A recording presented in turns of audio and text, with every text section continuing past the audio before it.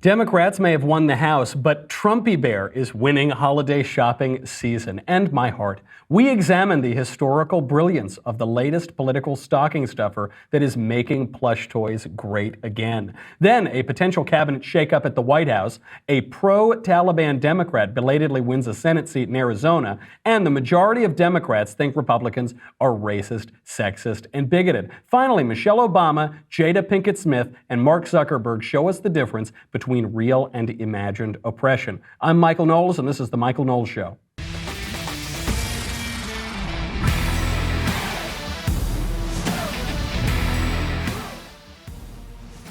Oh, so much to get to today. You know, as the inventor of last year's political stocking stuffer, the blank book Reasons to Vote for Democrats, I'm going to take all the money that I made on that and spend every single penny of it on Trumpy Bears, the greatest product, the greatest product in at least 12 months.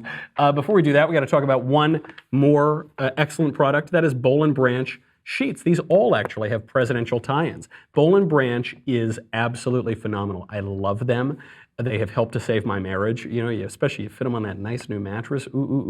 It's wonderful. I didn't realize this when I was a bachelor and I would spend about $5 on a set of sheets. But it turns out that they actually have nice sheets that you can buy. And when you want to buy premium sheets, if you go to a store, they'll cost $1,000 sometimes or more. Boll & Branch, though, by cutting out the middleman, can get you a really, really good deal on them, made from pure 100% organic cotton. They start out super soft, and they get even softer over time.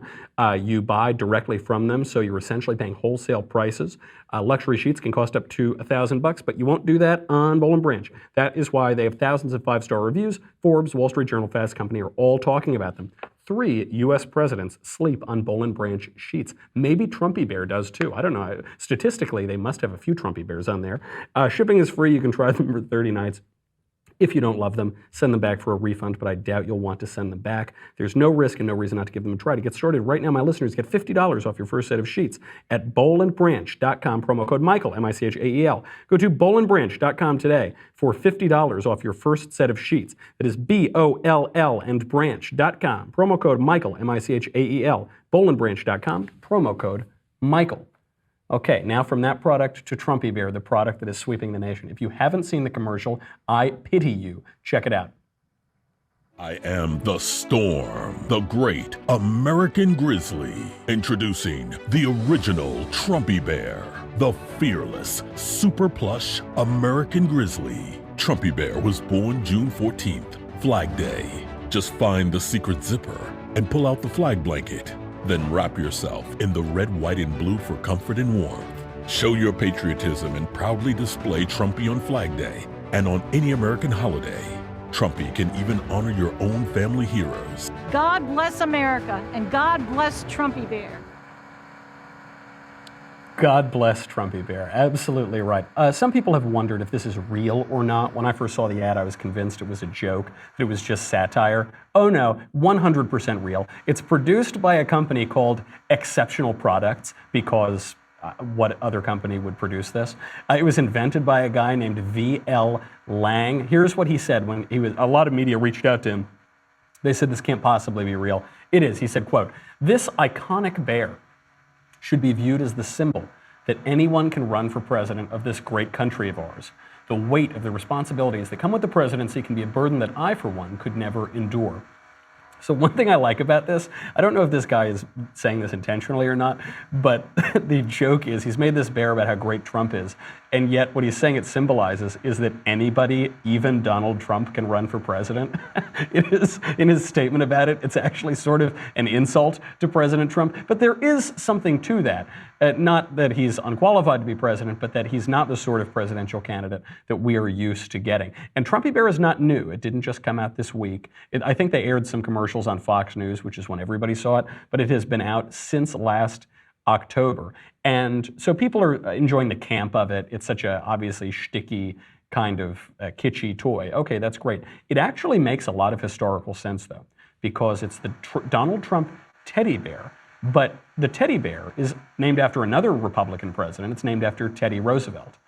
The teddy bear got its name after Teddy Roosevelt. You know, Teddy Roosevelt, fairly manly guy, a lot of machismo. He would go out hunting. And in 1902, he was on a hunt with his buddies, and he didn't get a bear.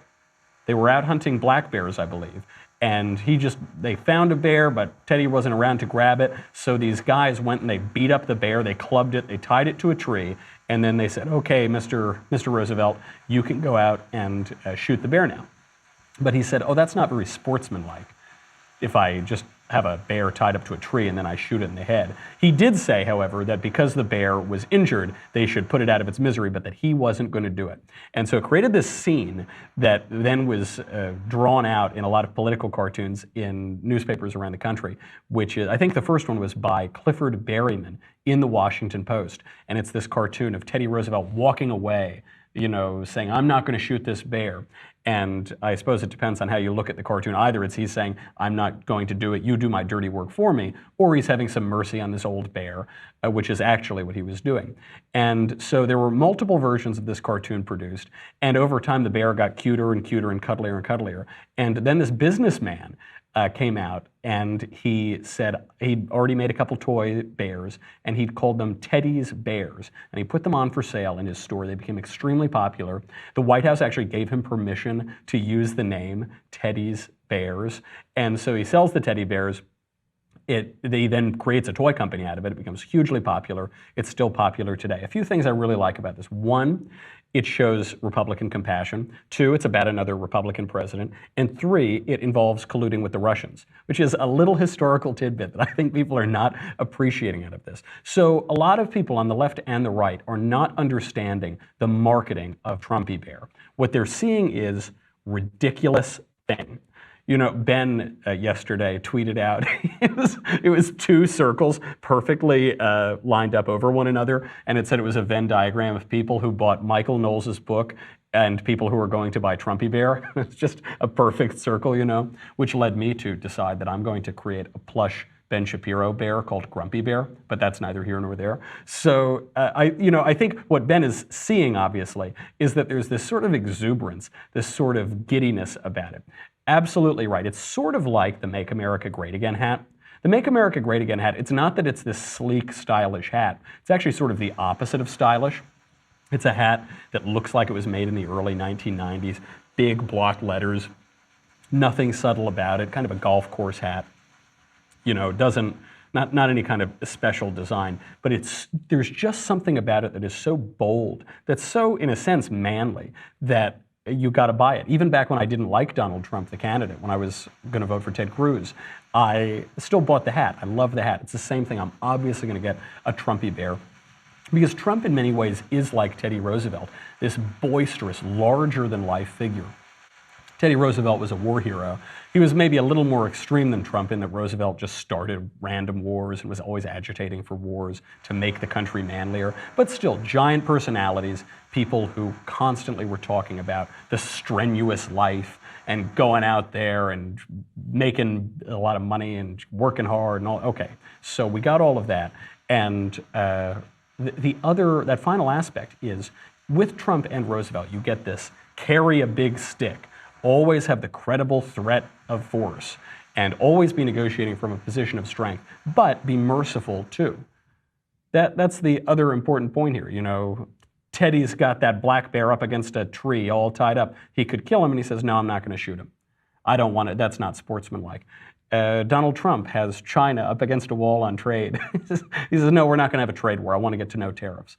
There is something to be said for negotiating from a position of strength. Ronald Reagan said it. He said, you get peace through strength. And we know that President Trump has taken lines from Reagan before. Make America Great Again is a Reagan line. He learns from these great figures of Republican history. And I hope that this is another example of that. And I can't wait for all of my stockings to be stuffed with Trumpy Bears this coming Christmas. Speaking of the Trump administration, the real Trump administration, not the Bear Trump administration, we may be heading for a shakeup at the White House. Now, I always temper these because the mainstream media get this wrong constantly, but according to reports from multiple sources, I think stemming from the Washington Post, the Department of Homeland Security Secretary Kirstjen Nielsen may be on her way out. We've heard this before, but there's been a huge rise in illegal immigration over the past year. That said, there's been a huge increase in arrests as well, but it seems that the president may not be pleased with her performance. She is the third Department of Homeland Security secretary in just 2 years. If she is kicked out before her first year is even up, then there will be 4 in 2 years. That is a lot. It probably shows, one, the mismanagement of the Department of Homeland Security. It's kind of a hodgepodge agency that was created after September 11th, and it includes facets of a couple of other agencies, and it's never really seemed to gain a sure footing. And the other aspect is how difficult it is to enforce our immigration law, because that's what President Trump is upset about. That was the campaign promise, and the question is, why are so many people still coming into the country? Why are we seeing record high illegal immigration into the country? The highest month on record was last month. Why can't we build the wall? What is taking so long? So he seems to be getting tired of her. The other aspect of her getting kicked out that for people watching the tea leaves is a little worrisome is that she's a John Kelly girl. So Kirstjen Nielsen was the previous White House Principal Deputy Chief of Staff under John Kelly. So she's working right under John Kelly. Reports are saying that John Kelly is fighting for her to remain at DHS.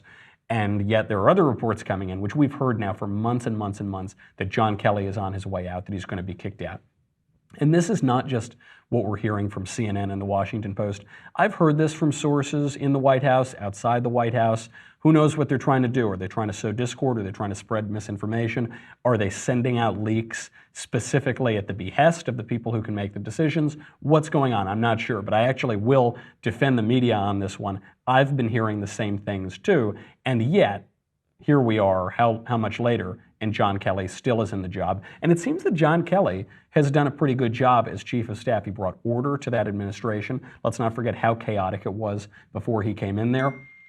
He brought order to it, and so I hope he's not gone. If he's gone, c'est la vie. But let's hope that this Kirstjen Nielsen move is not indicative of that, because it's perfectly normal. Listen, after midterm elections, it's perfectly normal for there to be an exit at the White House.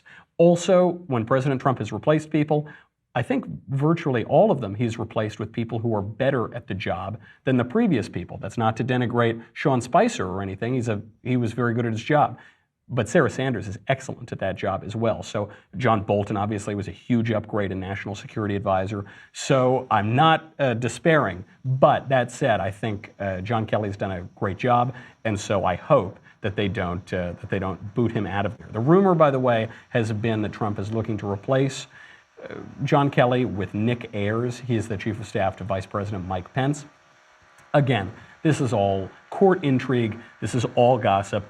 And having heard it from people at 1600 Pennsylvania and from people in the media as well, I just don't really believe it. I don't think there's a ton of credibility to these anymore, but we'll see what happens. There has been a lot of talk about Nielsen leaving now, and if it's going to happen right now after the midterm elections. Speaking of the midterm elections, they're still going on. Did you know that? I know that you thought that they were last Tuesday. They're still going on. They're going to be going on for another couple of years, probably. We're going to have midterm elections, the 2018 midterm elections, during the 2022 midterm elections. In Arizona, Republican Martha McSally has just conceded to socialist, pro-Taliban lunatic Kyrsten Sinema. When I say pro-Taliban lunatic, I'm not just being hyperbolic. She suggested after September 11th that it would be fine for Americans to go fight for the Taliban. That's who just beat Martha McSally, who I believe is the first female pilot to fly in combat. The first American female pilot to fly in combat, all around incredible, great patriotic American, just lost to Kyrsten Sinema. So how did McSally take it? Well, we've seen what's happened in Florida, what's happened in Georgia, all these Democrats demanding recounts, unconceding races, saying they're going to fight tooth and nail. What does McSally do? She gracefully and politely concedes. Here she is. Hey everybody, I just called Kyrsten Sinema and congratulated her on becoming Arizona's first female senator after a hard-fought battle. I wish her all success as she represents Arizona in the Senate.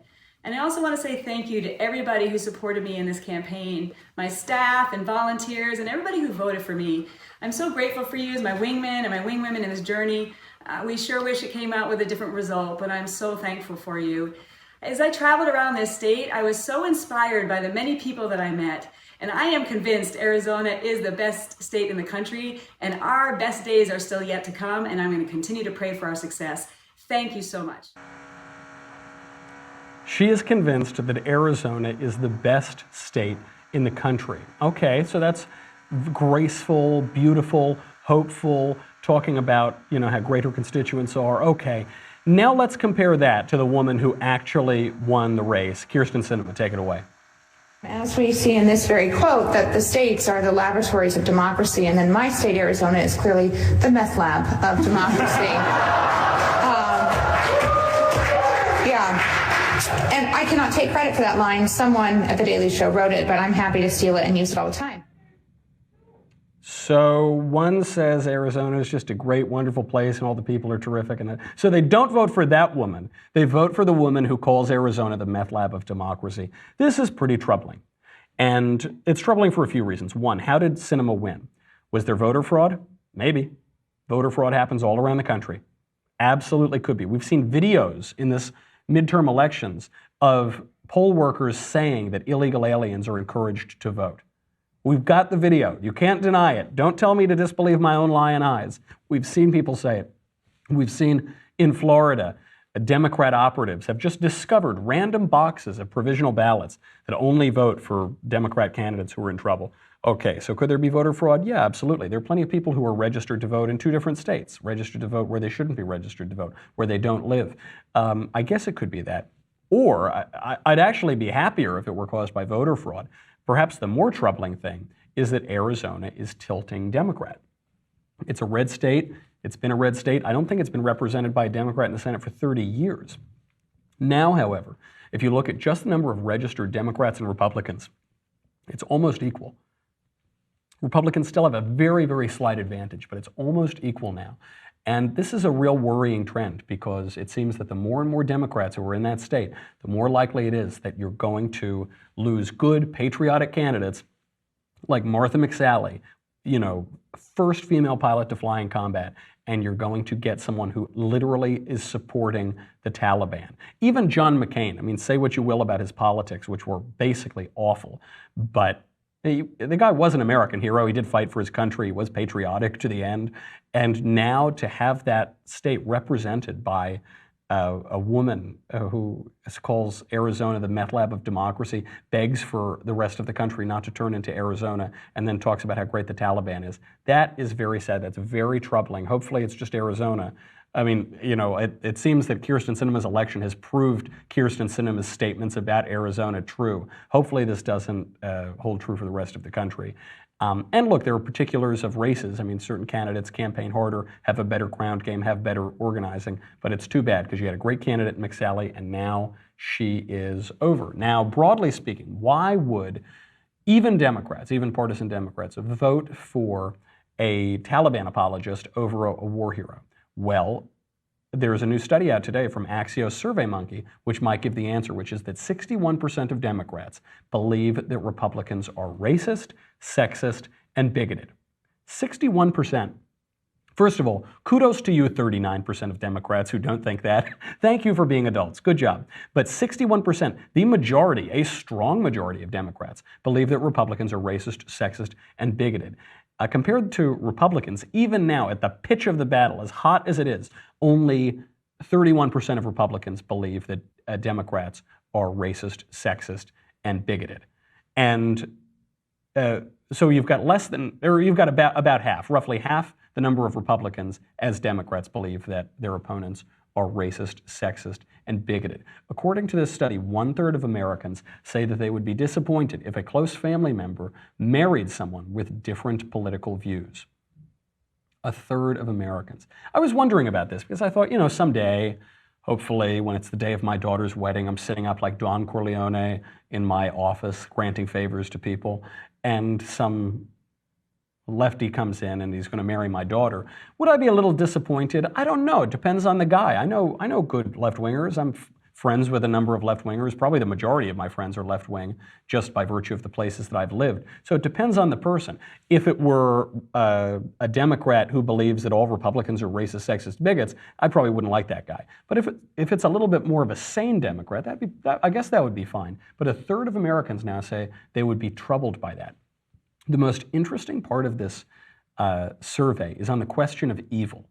Because I actually understand the 1/3 answer. I actually understand why a third of Americans would be troubled if a family member married someone of the other political party. If you're in a situation where the majority of Democrats believe that Republicans are racist, sexist, and bigoted, then you're basically saying that they're evil. Because in America, that's the worst thing you can call somebody is a racist. And to say that you want to discriminate against people on the basis of their skin, you want to be unfair to people, you want to keep people down, you want to oppress people based on immutable characteristics like race and sex, that's pretty wicked. That's pretty bad stuff.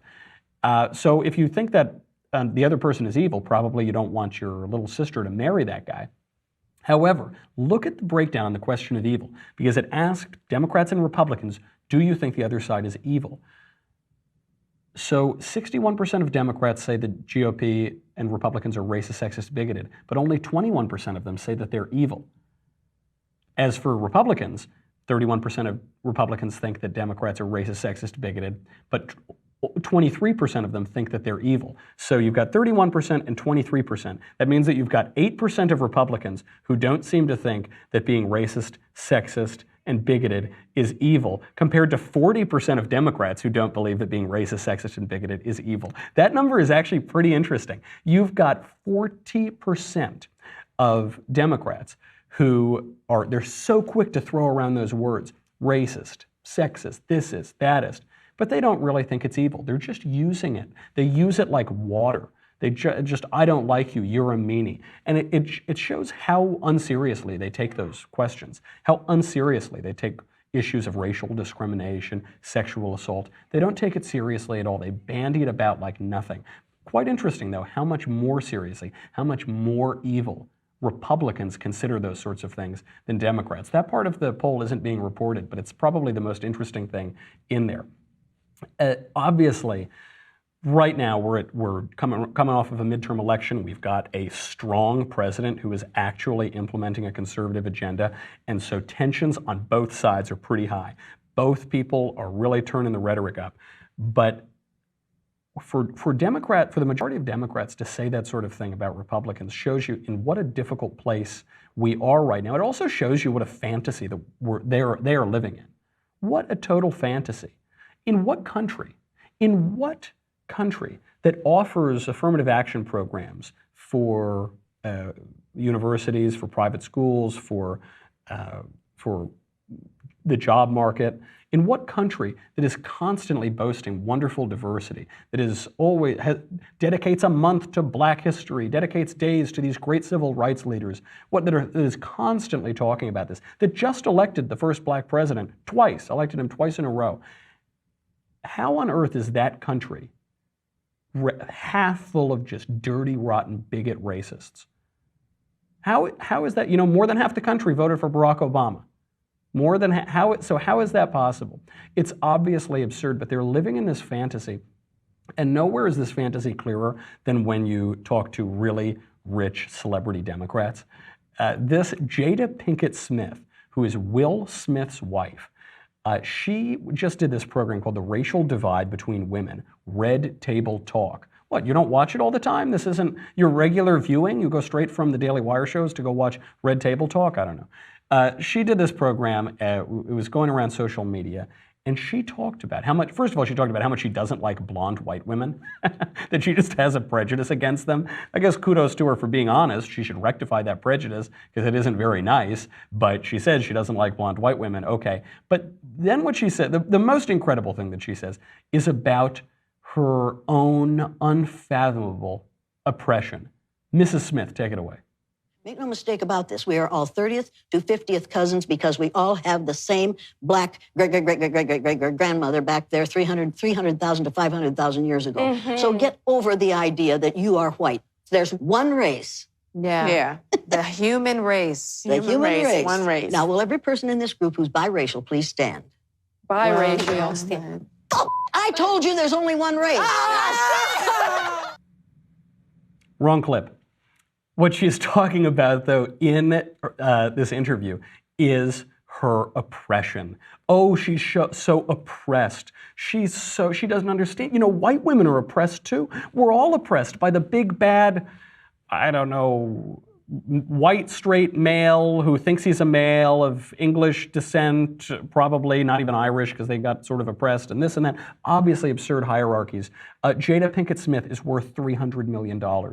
She's worth $300 million. That is approximately $300 million more than I am worth. I don't know, why am I checking my watch for that? I don't have my net worth written on my wrist. That is absurd, but she has to call herself a victim. She has to call herself oppressed. Why is that? Why do these women, they all do it. They do it in politics, they do it in Hollywood, they do it at even levels of business on the left. They do it because what they want is the one thing that their money just can't buy, which is victimhood. Victimhood has a social currency now. It's why everybody is saying that there's some aggrieved minority, if not a racial minority. If they're not pretending to be 1/1024th Native American, then they will claim to be a sexual minority, or they will claim to have been abused at rates that are much higher than statistically it is possible for people to have been abused. They will do this because victimhood carries a social currency in our very sick culture. You think about Trumpy Bear, you think about Teddy Roosevelt. These are cultures that are promoting strength, that reward strength, that say, you're not a victim, go out there, be strong. But we're in a very broken culture now. It's especially clear on the left, where the more of a victim you can claim to be, the higher up the totem pole you sit, the better place that you can be. And a lot of celebrities are doing this. Even Michelle Obama herself is doing this. Here is Michelle Obama. She's been doing this book tour for her book, Becoming. Here is Michelle Obama's take on her terrible oppression. He's still a law student at Harvard. Right, a first year. First year. You're going to be his mentor. Yeah. He comes blowing into town, a little bit famous already, late for the first meeting. Late. I was like, is he trifling? The black man's going to be late on the first day? I was like, You weren't overly impressed in the beginning. I wasn't, you know. I have my suspicions when a bunch of white folks fawn out over a black man, because I sort of think, okay, he can talk straight, so they think he's wonderful. So. Did you catch that? What was that? She says, I have my suspicions when a bunch of white people are fawning all over a black man because of all the racism. Because of all the racism that didn't Michelle Obama go to Princeton or something? She goes, I'm almost positive she went to Princeton. She was working at a good law firm. She's the First Lady of the United States, married to a future president. She's got a book deal. She's one of the most powerful women on the face of the earth, but she sees racism everywhere. She was doing this yesterday in her interview too. She was blaming racism for any criticism of her husband, her husband's presidency. It was all racism. It's because people weren't ready to accept a black man in the Oval Office. People were more than ready to accept a black man in the Oval Office. I know Republicans, moderate Republicans, but nevertheless Republicans, who voted for Obama just to have the experience of voting for the first black president. I know multiple people who did that because they wanted to be a part of that. They didn't want there to be a racial barrier to the presidency, and so they were even willing to stomach a lousy, awful president like Barack Obama if it meant that you could get the first black president. So obviously, blaming racism for constantly harping on race, talking about race, that's fine. Something we've learned in these interviews that is also going very unreported is that in order to conceive their daughters, the Obamas used in vitro fertilization. And the reason look, a lot of people use in vitro fertilization. I have pals of mine who were conceived that way, so it's a fairly mainstream procedure now. But what's interesting is that the right wing has criticized Barack Obama rightly for a great many things. But they haven't brought this one up because IVF is not mentioned a lot in pro-life circles. Pro-life focuses on how awful abortion is and how many babies are killed each year. But they seem to overlook that in vitro fertilization also destroys human lives. New human lives that are conceived. In vitro freezes them indefinitely or kills them or implants them, and then when they're not wanted, aborts them. A lot of people don't know about this. I think Catholics focus on this one a bit more, but a lot of other people in the pro-life movement do not, and they should. If you remember, a number of years ago, there was that woman, Nadia Suleiman, who did in vitro fertilization. She couldn't get pregnant, so they implanted 8 little babies inside of her. And typically in that situation, they would abort whichever ones the mother didn't want. But Nadia Suleiman is pro-life, so she just had 8 babies, and she became the octomom. I suppose that's one good way to do IVF, but in almost 100% of cases, it results in the death of an embryo, of an individual human life. And it's because it's so expensive to do it that you need to create multiple embryos, or I suppose beget multiple embryos, just to have a chance for 1 or 2 of them to take. I was trying to wonder if this makes Barack Obama the most pro-abortion president in American history, because he was running on it. The way he was talking on the campaign trail, he gave full-throated support to abortion, a ton of taxpayer funding to Planned Parenthood. I mean, he was very, very left-wing on abortion. He opposed bans on partial birth abortion. He's about as pro-abortion as you can get. Then I figured, I don't know, John F. Kennedy was pretty loose with the women back in the day, pretty debauched. There were always some tales that came out that he asked women to get abortions. I don't know about this, but almost certainly the IVF procedure involves taking a new human life and ending it. And I wonder if the pro-life circles are going to start talking about that, if conservatives are going to bring that up, or if they're going to give it a pass, because it's a little murky for some people on the pro-life issue, because IVF is used to create new human lives, but it's so morally dubious because it also results in ending human lives. We got a lot more to talk about. Facebook seems to have fired an executive for supporting Donald Trump, and Ted Cruz completely identified this, and he totally called it, and we should have known it at the time. Also, there are other prominent conservatives who are getting abused. It's no longer just politicians who are being attacked in public, it's commentators too, and we know exactly why that is. Also, tonight at 7 p.m., you'll notice I'm not in my broom closet or in the cave in Tora Bora anymore. I am in Milwaukee, Wisconsin right now. I will be speaking tonight at the University of Wisconsin-Whitewater, the latest stop on my YAF tour. We will be discussing, I think, the most urgent topic yet. We've talked about a lot of topics so far. We've talked about the simple joys of being right. We've talked about how to write nothing and sell 100,000 copies. We've defended owning the libs. Tonight, I think, is the most urgent. Tonight, we're going to talk about how to be a man when you look like a maddow. Some people have told me, I'll get into it tonight. I don't see the resemblance myself, but we'll get into it anyway.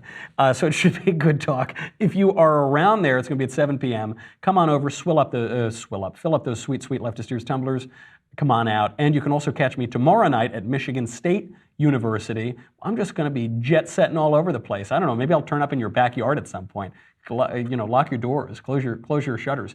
If you're not on Facebook and YouTube right now, you're on the Daily Wire. Thank you for subscribing. You help keep the lights on, and Covfefe in my cup. This is a sad little hotel cup, but usually I'd be having a leftist ears tumbler.